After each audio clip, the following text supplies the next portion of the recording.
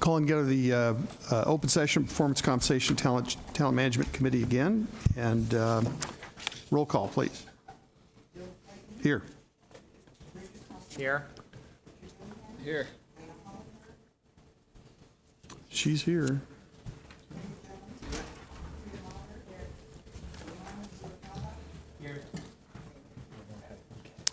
All right, next item on the agenda is number 5, action consent item, approval of the December 19th minutes. I hear a motion. Second. All right, move from Mather, second from Costigan. All in favor, say aye. Aye. Opposed? I wasn't here. I wasn't on. Well, okay then. And you were too, but we have enough yes votes to do it. Okay. Luckily, we have 4.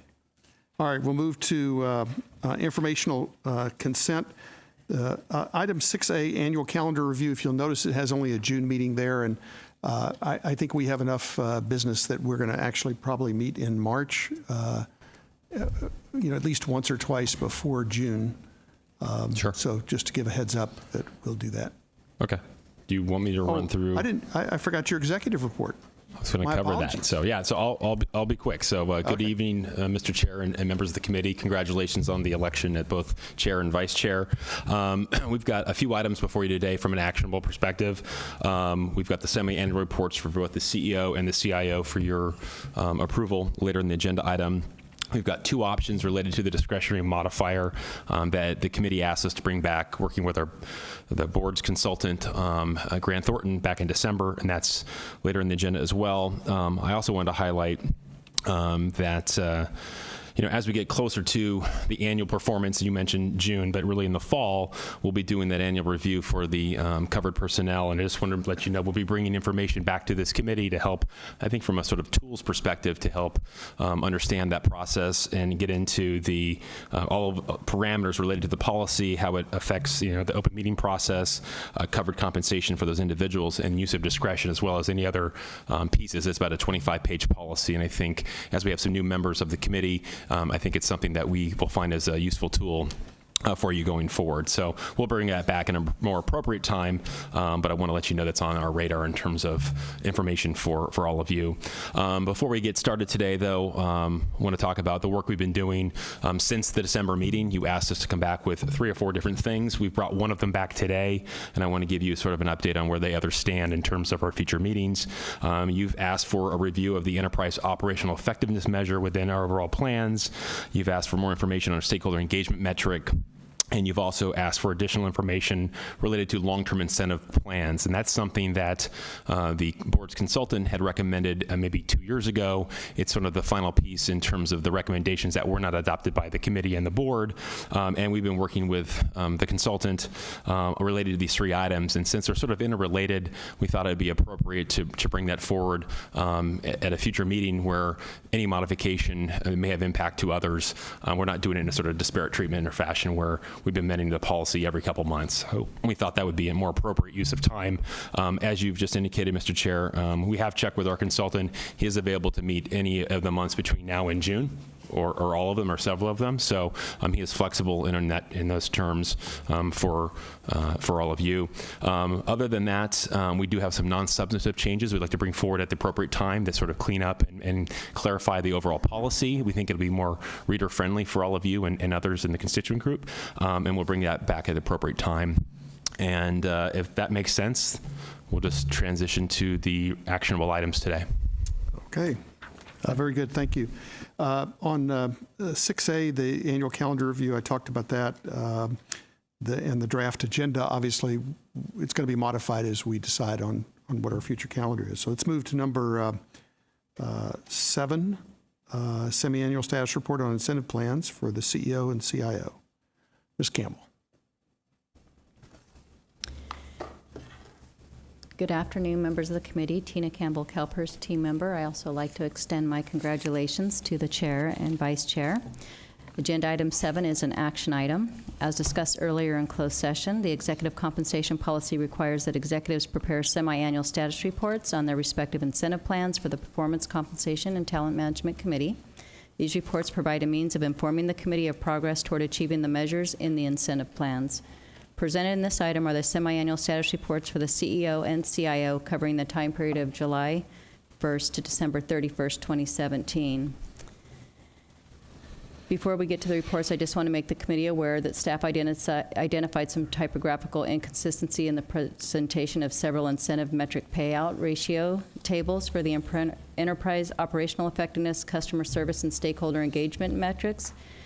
These errors have been corrected and are marked in bold in both attachments and surrounded by heavy borders to indicate those boxes were correct, where corrections are included. All the information presented today correctly reflects the metric details originally approved by the committee, and it's important to note, at no time did these typos impact the results of any metric or subsequent award. To be sure, Human Resources team members double-checked metric outcomes and calculations, and we are confident associated payouts were not impacted. Unless there are other questions, we now move on to your review of the semi-annual status reports for Ms. Frost and Mr. Eliopoulos. And they are here to answer any questions you may have. And if there is any direction from closed session, please provide it before we conclude this item. That concludes my report, and I'm able to answer any questions you may have. All right. Nobody has pressed any buttons. So we have no question. Oh, Ms. Mather. We do have direction from the closed session to modify this True. CIO's report or performance plan. Would you like me to review what that was? That's what we need to report out now? Is that correct? Correct. Or Yeah. did you want to do? Well, I think Ms. Campbell can report it back, and we'll see if it matches. Yes.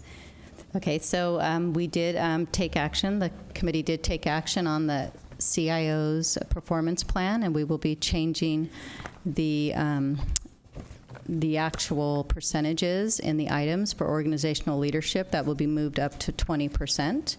And then get to the rest of these. Organizational leadership will be 20%, and enterprise operational effectiveness will be 5%, and investment office CEM will now be 5%.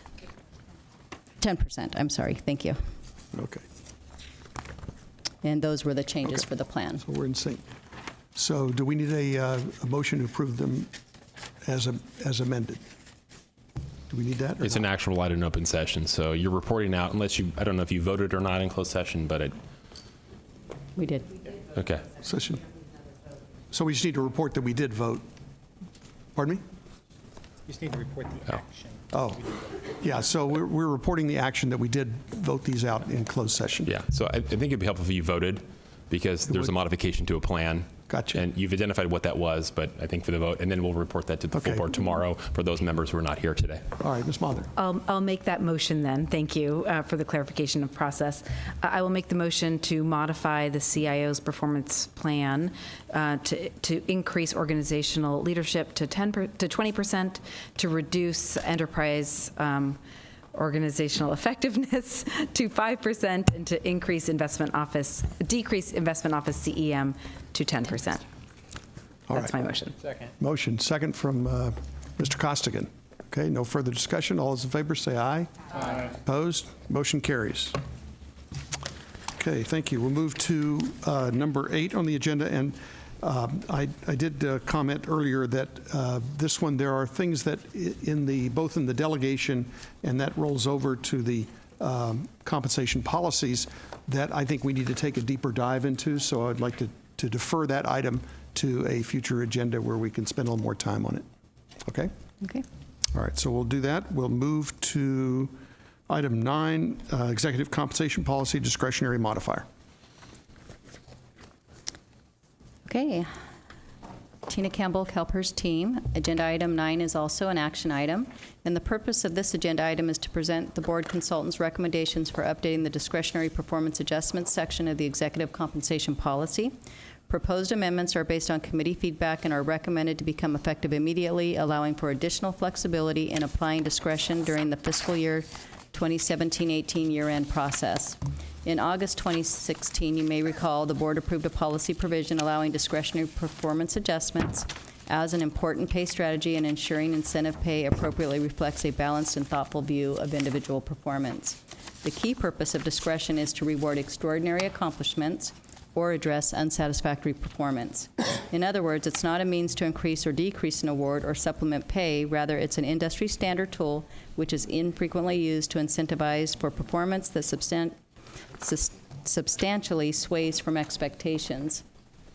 The incentive plan is drafted within a framework including quantitative and qualitative components, but during the year-end appraisal process, situations may be discovered where the planned and associated accomplishments don't reflect the full breadth and impact of accomplishments or unsatisfactory performance.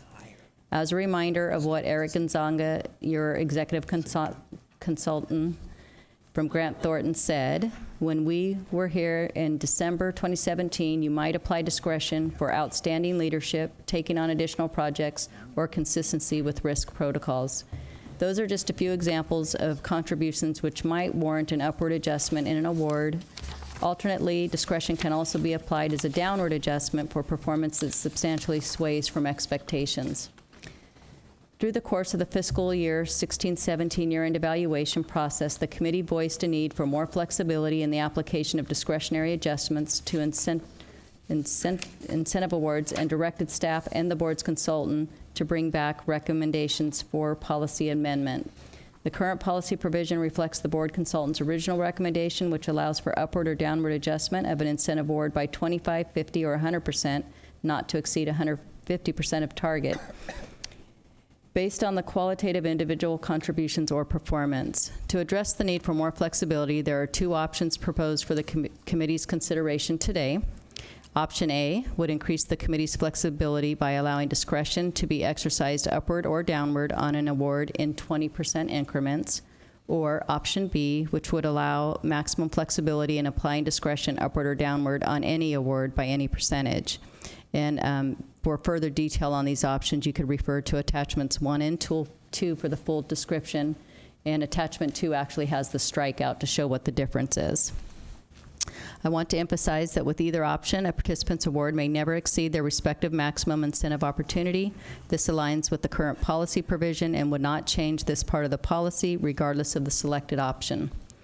As you may have noted in the opinion letter from Grant Thornton, the consultant is recommending option A. The rationale is that option A differentiates between performance levels in a meaningful manner.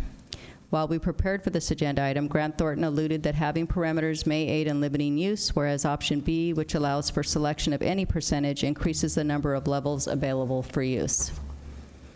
It's important to note that all adjustments would continue to be based on the overall performance evaluation process, including quantitative and qualitative factors and related extraordinary or unsatisfactory contributions. And as I just mentioned, discretionary adjustments may never result in an award that exceeds a participant's maximum incentive opportunity. So in the event a selected adjustment would result in an award greater than the maximum incentive opportunity, the award would be limited to the maximum incentive opportunity as defined in the policy. Attachment 1 presents a clean version, and then attachment 2 shows the striked out version, as I mentioned earlier. And at a future meeting, we plan to present primarily non-substantive changes for the section, which will better align it with the rest of the policy, as well as establish consistencies and improve readability. We will present those changes as part of a larger policy item at our next committee meeting.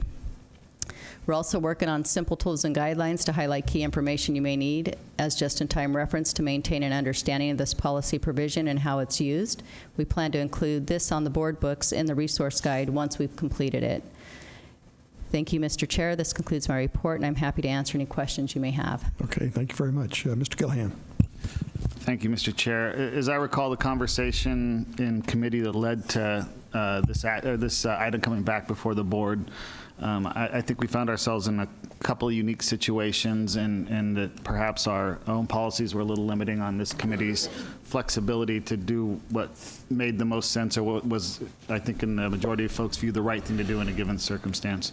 And in light of that, I think option B actually provides this committee the flexibility to apply sort of some common sense in a given circumstance. So I prepared to support option B, and if anybody would second it, I would make a motion and we adopt option B. I'll second. Okay, we have a motion from Mr. Gillihan, second from Mr. Costigan. Ms. Mather. Yes, I have a question. Under the first sort of section of each of these options, it lists how the adjustments will be administered.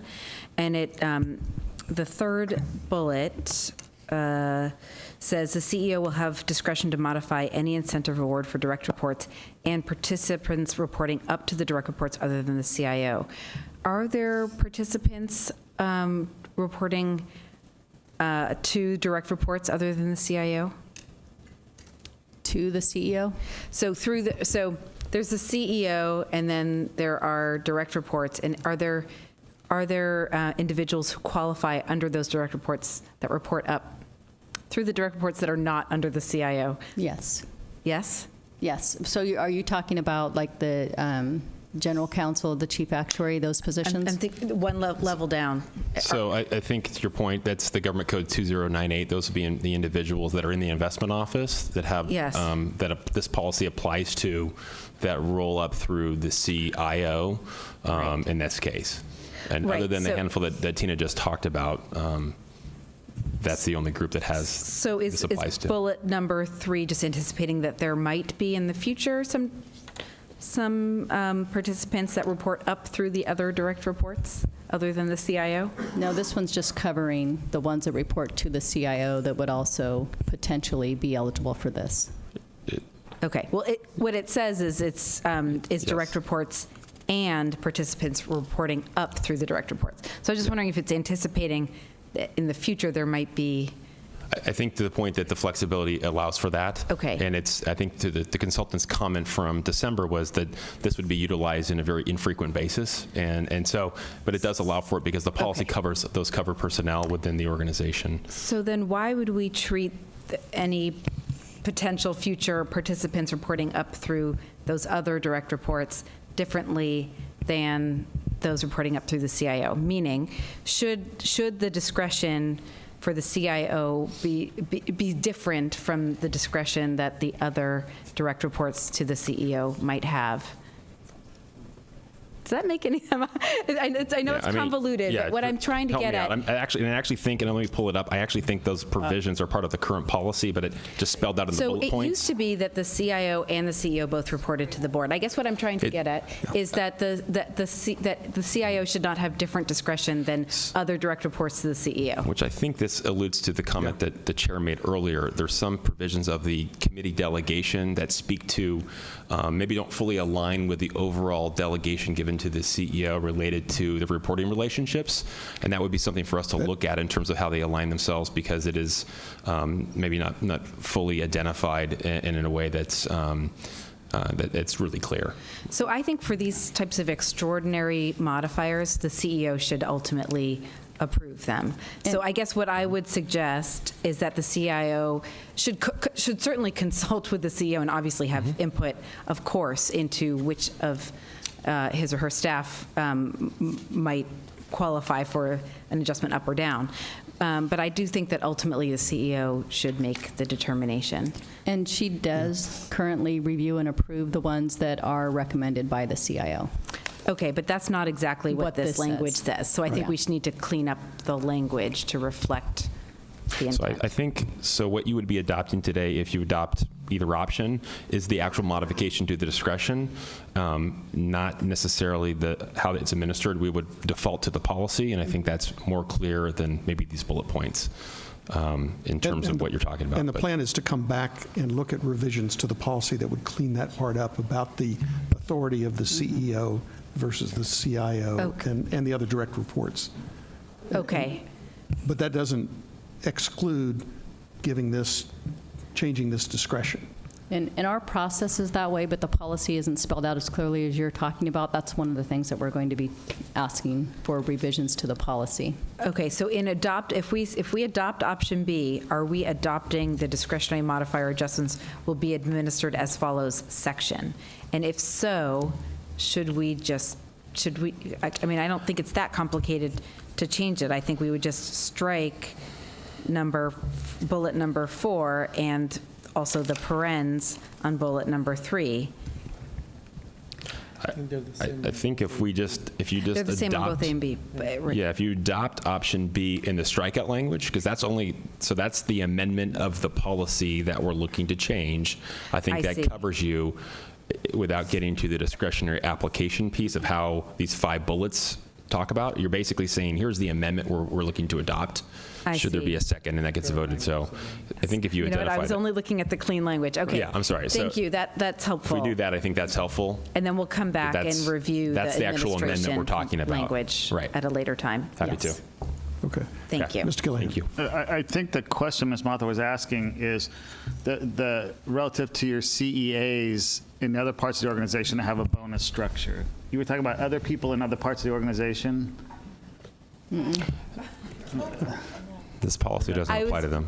Yeah, the policy doesn't apply to them. I Correct. was trying to understand why it was specifying, it was differentiating between one set of direct reports to the CEO Another. and the CIO. Right. And to clarify Yeah. that, thank you. We It will really get is there. the way our policy is written, and we do need to change it. Yeah. We'll get there. All right. So we have a motion on the floor with a second. I see no further commentary. So all those in favor, say aye. Aye. Opposed? Motion carries. And that was for option B. That was for option B. All right. I think we've moved to summary of committee direction. What do we got? Doug? I had a comment from the chair about a deeper analysis related to the delegations and bringing back additional material at a future meeting, whether that's March or a different point in time. I think March works for us.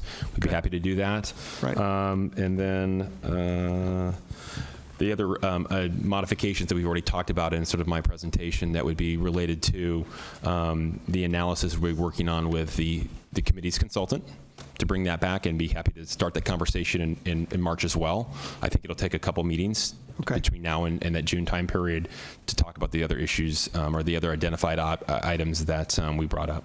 Okay. Now, we did talk about, and I don't know where it exactly fits, but looking at the measurements for the CEO being differentiated in order not to have a conflict. Right. So I think the related to that item, I mean, that's something we can identify and talk with the consultant about per your review, and we can happy to, now that you're the chair, establish that connection with Eric and help facilitate that dialogue, so they get real direct feedback from you as it's your consultant, and happy to help facilitate that conversation and bring that material back. All right. Very good. We move to any public comment. Anybody wish to address the committee? Seeing none? Oop. What did I miss?